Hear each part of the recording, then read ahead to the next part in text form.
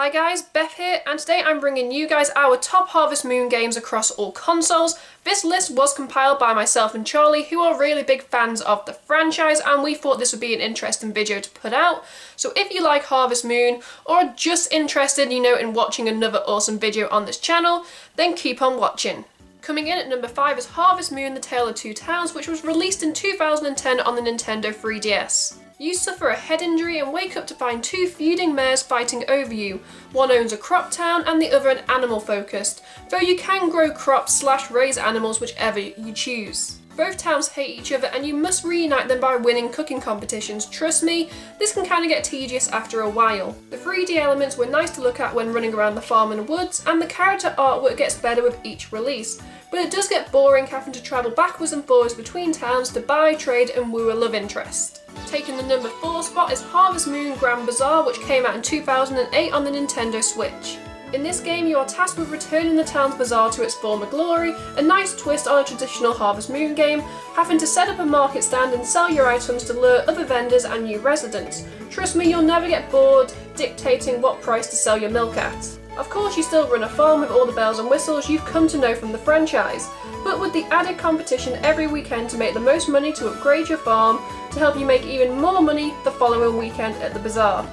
They feel like there's more than enough hours of gameplay because you won't want to stop until you've unlocked all the bazaar vendors. In at number 3 is Harvest Moon: Island of Happiness, which came out in 2008 on the Nintendo DS. You and a handful of people get shipwrecked on an island you must rebuild to its former glory. This is a more challenging release because you don't get everything handed to you on a silver platter. You have to work and complete jobs to unlock residents, which adds in a ton of extra gameplay. The game has 6 marriage candidates for either gender, with 2 having no rivals to compete with. Heart events can be pretty hard to trigger to grow your affection, but take too long and you'll witness rival events where you watch the love of your life fall for someone else. Island of Happiness is one of the best rounded Harvest Moon games, giving fans everything they love, but with enough new stuff to keep us hooked. Claiming the number 2 spot is Harvest Moon: A Wonderful Life and Another Wonderful Life, which both came out in 2004 on the GameCube. You run a farm in Forget-Me-Not Valley, for me one of the smaller towns in the franchise with less NPCs and marriage candidates, but I still managed to stay up till 3 AM the first time I played. It has the same mechanics as other Harvest Moon games, but what stands out is the soundtrack, which immerses you and will get stuck in your head. The best feature in the game is marriage. The game expects you to propose to either Celia, Muffy or Nami by the end of year 1.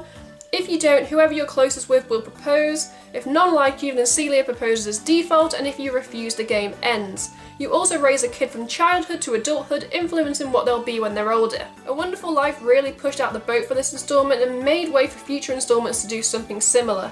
And bagging the number 1 spot is Harvest Moon: Friends of Mineral Town and More Friends of Mineral Town, which both came out in 2003 on the Game Boy Advance. Charlie and I both agreed this is our number 1 Harvest Moon game. I played Harvest Moon on Game Boy Color, but Friends of Mineral Town was the first Harvest Moon game I actually completed in full.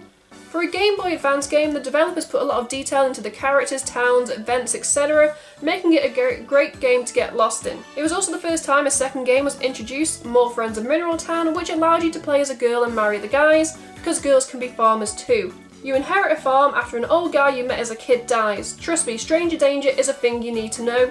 You want to bring it back to its former glory. You could also link to A Wonderful Life to gain new characters, which was unique cross-platform. At the end of the day, Friends of Mineral Town is just another Harvest Moon game, but takes the number 1 spot because Charlie and I have fond memories playing it. If you're giving the franchise a go for the first time, grab yourself this game and start your own Harvest Moon adventure. In the comments below, we'd love to hear your guys' thoughts and opinions on our list. Did you like it? Did you not like it? What are some of your favourite Harvest Moon games? Comments is the place to go. While you're down there, you can give us a cheeky like, click subscribe to support the channel. I'm Beth. Bye.